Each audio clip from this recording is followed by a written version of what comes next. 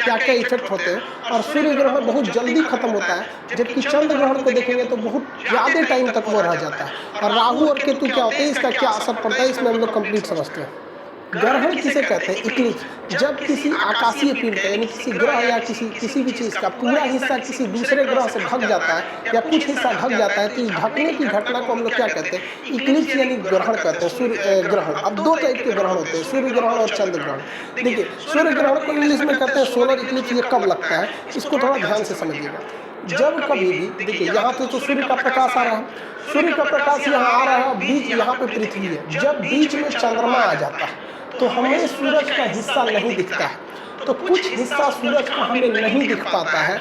इसका मतलब ये हुआ कि सूरज के रोशनी को ये चांद बीच में रोक लिया और इस चांद की यहाँ परछाई पड़ने लगती है। ये परछाई लगभग 50 किलोमीटर एरिया में पड़ती है। जिस देश में ये परछाई पड़ती है, पृथ्वी के जिस देश में, उस देश में हम लोग कहते हैं कि वहाँ से सूरज नहीं दिख रहा है, कटा हुआ दिख रहा है, क्योंकि बीच में कौन आ जाता है, चंद्रमा। तो इसे हम कहते हैं लोग सूर्य ग्रहण के नाम से जानते हैं। अब ये सूर्य ग्रहण भी 3 टाइप के होते हैं, पार्शियल, एनुलर और टोटल। अब एक बात बताइए आप, ये जो चंद्रमा है ये डायरेक्ट यहाँ तो आ नहीं गया होगा, धीरे धीरे आया होगा, तो पहले थोड़ा सा हिस्सा ढका होगा, फिर ढका होगा, फिर कंप्लीट ढक गया होगा। तो इसलिए अगर बहुत कम धसा है तो पार्शियल, ज़्यादा धसा है तो एनुलर, पूरा कंप्लीट ढक लिया तो उसे हम लोग कहते हैं टोटल सोलर इक्लिप्स। जैसे समझिए, हमको मान लीजिए कि हम सूर्य हैं और आप लोग पृथ्वी हैं, आप हमको देख रहे हैं, ठीक है, बीच में से क्या आ गया, ये चंद्रमा आ रहा है, अभी आप मेरा फेस हल्का सा ढका हुआ फील कर रहे हैं, तो ये पार्शियल सूर्य ग्रहण है। अभी देख रहे हैं तो आप लोग ये एनुलर दिख रहा है, फिर भी आपको हल्का हल्का हिस्सा दिख रहा होगा, तो ये एनुलर है। एनुलर अगर बहुत करीब हो गया तो उसे कहते हैं टोटल सोलर इक्लिप्स। तो एनुलर और टोटल में ज़्यादा का अंतर नहीं होता है। एनुलर जो होता है वो मतलब हल्का सा जगह छोड़ देता है। आप अगर इसमें देखिएगा तो ये जो है ये आपका पार्शियल है, ये एनुलर सोलर इक्लिप्स है, और ये आपका क्या चीज़ है, टोटल सोलर इक्लिप्स है। तो ये 3 तरह के होते हैं, ज़्यादातर यही वाले देखने को मिलते हैं, हल्का सा पार्शियल देखने को मिलते हैं। सूर्य ग्रहण में हमेशा याद रखिएगा कि बीच में चंद्रमा आ जाता है, चंद्रमा की वजह से सूर्य का प्रकाश नहीं पहुंचता है और इसकी परछाई कितने किलोमीटर पर पड़ती है, 50 किलोमीटर पर पड़ती है। और ये परछाई पश्चिम से पूरब की ओर मूव करती रहती है, पश्चिम से पूरब की ओर क्या करती है, मूव करती है। क्योंकि हम लोग की पृथ्वी कैसे घूम रही है, पश्चिम से पूरब, ये शैडो भी कैसे घूमेगा, पश्चिम से पूरब ही घूमता है।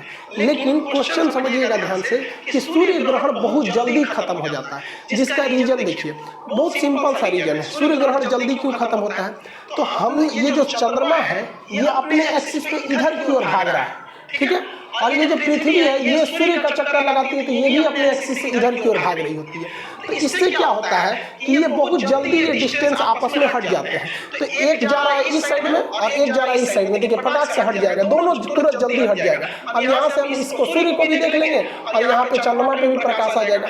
तो ऐसी घटना, ये सूर्य ग्रहण बहुत जल्दी खत्म इसलिए होते हैं क्योंकि एंटीक्लॉक घूम रहा है, पृथ्वी भागी इस साइड में और चंद्रमा भागा इस साइड में, सब टोटल प्रकाश आने लगा और ये सूर्य ग्रहण बहुत जल्दी खत्म हो जाता है। तो इसलिए सूर्य ग्रहण मैक्सिमम 7 मिनट और 8 सेकंड का ही हो सकता है। देखिए, ये जो सूर्य ग्रहण है, ये सूर्य ग्रहण जब भी लगेगा तो अमावस के दिन लगता है। अमावस को हम लोग कहते हैं न्यू मून, उस दिन चांद पूरी तरह से काला होता है, हम लोग कहते हैं अंधेरिया है न्यू मून के दिन, उसे हम अमावस कहते हैं। कैसे, आप जरा ध्यान दीजिए, सूरज की रोशनी चंद्रमा पे पड़ जरूर रही है लेकिन वो इस साइड में पड़ रही है। आप देखेंगे तो सूरज की रोशनी इस साइड में पड़ रही है, जबकि हम लोग चांद को इस डायरेक्शन से देख रहे हैं, तो हमें तो चांद यहाँ वाला दिखेगा, काला ही तो दिखेगा। इसीलिए कहते हैं कि जब भी सूर्य ग्रहण लगेगा वो किस दिन लगता है, अमावस के दिन, क्योंकि हम लोग इस साइड से इसे देख रहे होते हैं। अब इस सूर्य ग्रहण के कुछ प्रभाव होते हैं, ये सब समझ गए, टाइप समझ गए, टाइमिंग कम क्यों लेता है ये समझ में गए। इसके प्रभाव, इसका प्रभाव क्या होता है, इसे डायरेक्ट नहीं देखना चाहिए, इसका आंखों पर बहुत निगेटिव इफेक्ट पड़ता है, आंख की रोशनी भी जा सकती है। दूसरा कि टेम्परेचर, वातावरण का टेम्परेचर कुछ समय के लिए घट जाता है, और ये सूर्य ग्रहण ज्यादा देर के लिए तो लगता भी नहीं है, 7 से 8 मिनट के लिए सूर्य ग्रहण लगता है। देखिए, अब चंद्र ग्रहण समझते हैं हम लोग। चंद्र ग्रहण को इंग्लिश में लूनर इक्लिप्स कहते हैं। चंद्र ग्रहण के समय होता क्या है कि चंद्रमा जो होता है वो साइड में आ जाता है, घूमते घूमते इस साइड में, और बीच में आ जाती है पृथ्वी। तो पृथ्वी से तो सूरज पूरी तरह से दिख जाता है, लेकिन ये पृथ्वी सूरज से उस प्रकाश को रोक देती है जो चंद्रमा तक जा रहा होता है, इसलिए हमें चंद्रमा का कुछ भाग कटा हुआ दिखाई देता है, तो जिसे हम लोग कहते हैं चंद्र ग्रहण के नाम से जानते हैं। अब ये चंद्र ग्रहण जो होता है ना बहुत लंबा समय तक होता है, 3-4 घंटा तक रहता है। एक्यूरेट टाइम जो होता है 3 घंटा 28 मिनट तक होता है। ऐसा क्यों होता है, ये ज्यादा टाइम क्यों ले रहा है? देखिए हमारी जो पृथ्वी है ये तो सूर्य का चक्कर लगा रही है ऐसे ऐसे, ये हमारी पृथ्वी सूर्य का चक्कर लगाती है, लेकिन इसी के पीछे पीछे चंद्रमा किसका चक्कर लगाता है? वो तो पृथ्वी का चक्कर लगा रहा होता है। अब देखिएगा दोनों में प्रॉब्लम क्या है, जब तक पृथ्वी बीच में रहेगी चंद्रमा पर प्रकाश कम पड़ेगा और ये चंद्र ग्रहण लगेगा। तो चंद्र ग्रहण का रीजन देखिए, पृथ्वी जा रही है अपने एक्सिस पे और ये भी उसी के साथ साथ बढ़ेगा, तो ये कुछ देर तक ऐसी कंडीशन आएगी जब पृथ्वी क्या रहेगी, बीच में आ जाएगी इन दोनों की, इसलिए इसमें टाइमिंग थोड़ी सी ज्यादा लग जाती है। और वही अगर सूर्य ग्रहण की बात करेंगे तो सूर्य ग्रहण की टाइमिंग बहुत ही कम होती है, इसकी टाइमिंग कितनी हो जाती है, 3 से 4 घंटे लगता है। ये जब भी लगेगा तो पूर्णिमा के दिन लगेगा। जैसे देखिए ध्यान से, जब पृथ्वी बीच में नहीं थी तो सूर्य का प्रकाश टोटली इस पर पड़ता था, टोटली पड़ता था और ये चमकीला दिखता था और हम लोग को इसको देखने में कोई दिक्कत नहीं थी, हम एकदम इसका चमकीला भाग देख लेते थे। लेकिन बीच में कौन चला आया भैया, इनके बीच में चली आई पृथ्वी आके रोक दी इसे। तो पूर्णिमा के दिन ही, फुल मून के दिन ही आपको क्या दिखने को मिलेगा, चंद्र ग्रहण। इसको याद रखने का एक ट्रिक समझिए कि भैया पूर्णिमा के दिन ही तो पूरा चांद निकलता है, और वो ढका कि नहीं ढका तभी ना हमें समझ में आएगा। अमावस के दिन से पूरा चांद नहीं निकलता है, वो ग्रहण लगा कि मर गया क्या पता चलता है। तो ट्रिक से हमेशा याद रखिएगा कि पूर्णिमा के दिन पूरा चांद निकलेगा और उसी पे ढक जाएगा तो क्या निकलेगा, चंद्र ग्रहण लगता है। तो हालांकि हम तो कंसेप्ट आपको यहाँ बता दिए, और जब आप मेंस पेपर लिखिएगा तो वहाँ स्पष्ट लिखना पड़ेगा कि चंद्र ग्रहण का समय ज़्यादा क्यों लगता है, क्योंकि इनकी ऑर्बिट जो होती है वो मैच कर जाती है और ये कहीं लंबे समय तक क्या होता है, ये देखिए ये तो उसका चक्कर लगा रहा है, ये पृथ्वी का लगाएगा यहाँ पर, समझ नहीं आ रहा है, तो ये लंबे समय तक बीच में आ जाता है, लीनियर हो जाता है, जिस वजह से इसकी टाइमिंग थोड़ी बढ़ जाती है। चंद्र ग्रहण के समय चांद हल्का सा दिखाई देता है, बाकी का हिस्सा उसका हल्का लाल रंग का दिखाई देता है, तो जिसे हम रेड मून के भी नाम से जानते हैं। चंद्र ग्रहण के वक्त में चंद्रमा के ऊपर किसकी छाया पड़ेगी, तो चंद्र ग्रहण के समय चंद्रमा के ऊपर पृथ्वी की छाया पड़ेगी। किसी भी चीज की 2 छाया होती है, एक डार्क छाया जिसे हम अंबरा कहते हैं और एक हल्की छाया जिसे पेनम्बरा कहते हैं। तो अंबरा पेनम्बरा आप लोग इजी समझिए, दुनिया में हर चीज का अंबरा पेनम्बरा मिलेगा। देखिए ना आप यहाँ से, अब ये सूर्य है, ये पृथ्वी है, अब इसके 2 साइडों दिख रहे हैं, ये वाला साइड डार्क है और एक हल्का साइड ये दिख रहा है। तो जो डार्क है वो अंबरा है और जो डार्क नहीं है वो पेनम्बरा है वहाँ पर। तो अंबरा में जब घुसेगा तो पूरी तरह चांद ढक जाएगा, तो उसे कहेंगे फुल लूनर इक्लिप्स, और जब पेनम्बरा में रहेगा तो हल्का हल्का सा ढका रहेगा। आप नहीं समझे, हर चीज का पेनम्बरा होता है। देखिए ना, कोई भी चीज खड़ा करिए, यहाँ देखिए ये क्या है, डार्क शैडो है तो ये अंबरा है, और ये क्या है, पार्शियल है तो वो पेनम्बरा है। कुछ भी चीज आप खड़ा कीजिएगा, आप घर पे प्रैक्टिकल कीजिएगा, किसी चीज की परछाई बनेगी, एक डार्क परछाई बनेगी वो अंबरा हो जाएगी, और एक हल्की परछाई बनेगी वो पेनम्बरा हो जाएगी। किसी भी चीज को लेकर आप अपना खुद का परछाई देखिएगा ना, कहीं एक जगह लाइट जलाएगी, लाइट एक ही रहना चाहिए, क्योंकि हमारे सोलर सिस्टम में एक ही सूर्य है जो हमारे करीब में है। इन्हें कि 4 गो लाइट जला दे बस 5 गो रोशनी बनने लगेगा, आप कहेंगे अंबरा पेनम्बरा ये सब कौन सी बनेगा। इसी कंडीशन में एक चीज बनता है जिसे हम लोग कहते हैं कंजंक्शन और अपोजिशन। कंजंक्शन मतलब क्या होता है, जोड़ देना किसी चीज को। तो जब कभी भी सूरज, पृथ्वी और ये इन दोनों के एक ही साइड में, तीनों एक ही साइड में अगर आ जाते हैं तो ये इस कंडीशन को हम लोग कहते हैं युति। इसे क्या कहते हैं, युति। तो ये 180 डिग्री हो जाते हैं सब। लेकिन जब चंद्रमा दूर चला जाता है, सूरज से क्या हो जाता है, दूर चला जाता है, तो उनमें वियोग हो जाता है, दूर हो जाते हैं, अपोजिट डायरेक्शन में हो जाता है, तो उसे कहते हैं अपोजिशन यानी वियुति।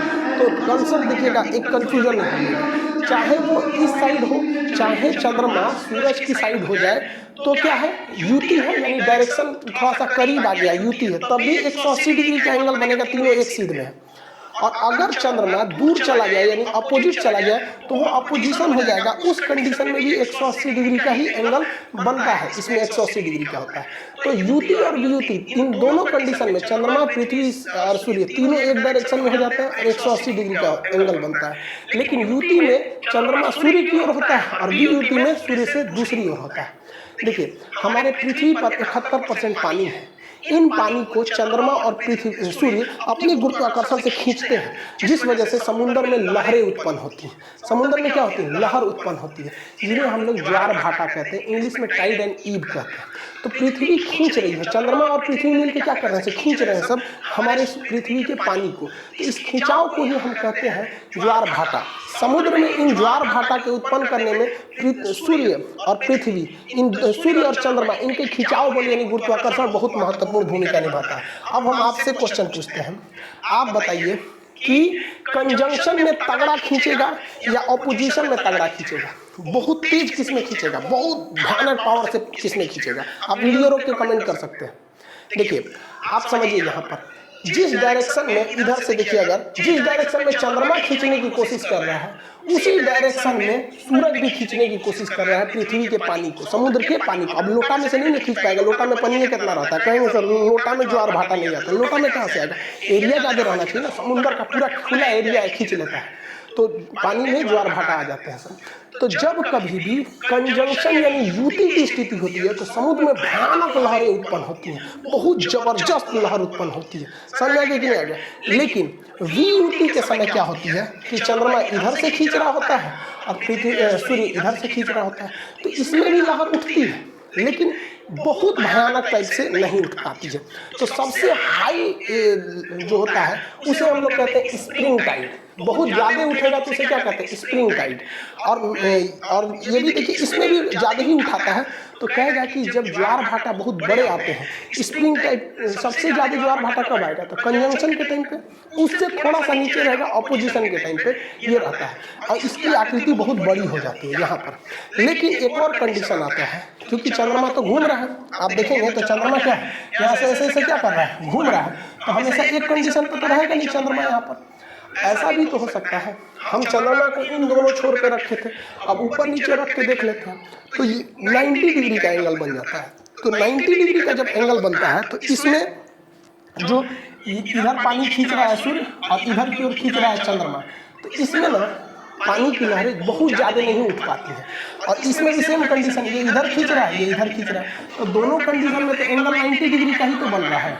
तो जब 90 डिग्री का एंगल बनता है तो ऐसे ज्वार भाटा को हम लघु यानी छोटा वाला ज्वार भाटा कहते हैं, यानी नीप टाइप कहते हैं। इसमें ज्वार भाटा की ऊंचाई बहुत ही कम होती है, थोड़ा सा छोटा होता है, इस टाइप में होता है ज्वार भाटा यहाँ पर। तो इसमें खींचने में दो चीज़ों की बहुत महत्वपूर्ण भूमिका है। कौन कौन सा चीज़ का? एक सूर्य का गुरुत्वाकर्षण, चंद्रमा का गुरुत्वाकर्षण। लेकिन सूर्य का गुरुत्वाकर्षण पावरफुल है लेकिन दूर है, इसलिए उससे ज़्यादा इफेक्ट डाल देता है चंद्रमा का गुरुत्वाकर्षण, क्योंकि वो कम पावर का होने के बावजूद वो क्या है, ज़्यादा करीब है। और इसमें एक और चीज़ काम करता है, पृथ्वी का घूर्णन गति। पृथ्वी ऐसे घूम रही है तो समुद्र का पानी हल्का सा अपने छलकता है और वो दोनों खींच लेते हैं ऐसे। तो UPSC 2014 का क्वेश्चन था कि गुरुत्वाकर्षण इसमें ज्वार भाटा उत्पन्न करने में किसका योगदान, तो तीनों का। ऑप्शन डी था, क्योंकि 1, 2, 3 सब सही थे ऑप्शन डी पे। समझ में आया कि नहीं? अब ये इस लहरों को उत्पन्न करने में ये मुख्य भूमिका पृथ्वी का घूर्णन गति, चंद्रमा का गुरुत्वाकर्षण, सूर्य का गुरुत्वाकर्षण इसमें होता है। जबकि आप देखेंगे हीरोइन गाना गाती है, सागर में उठने वाली हर लहर को सलाम, ये तो तोरा खाती उठ रहा है काई, तो चंद्रमा पृथ्वी ये सब के गुरुत्वाकर्षण से उठ रहा है, इनको अपने से जल जाता है।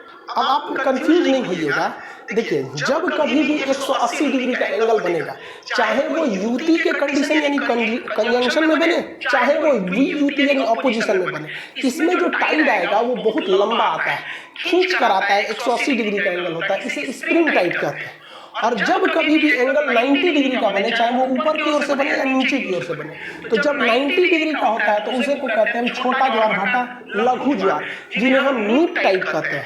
तो या ऐसा कंफ्यूजन में मत होइएगा, कुछ कहता है कि इसमें बड़का आएगा इसमें छोटका आएगा, भाई ये दोनों कंडीशन में बड़का आएगा, इन दोनों कंडीशन में छोटका आता है। समझ आ रहा है कि नहीं आ रहा है ये सब चीज़ें? तो इसमें कंफ्यूजन नहीं हो जाएगा, क्योंकि आजकल एग्जाम में क्वेश्चन फिगर बना के दे रहा है। अब कंफ्यूजन एक चीज़ होता है CGV किसे कहते हैं।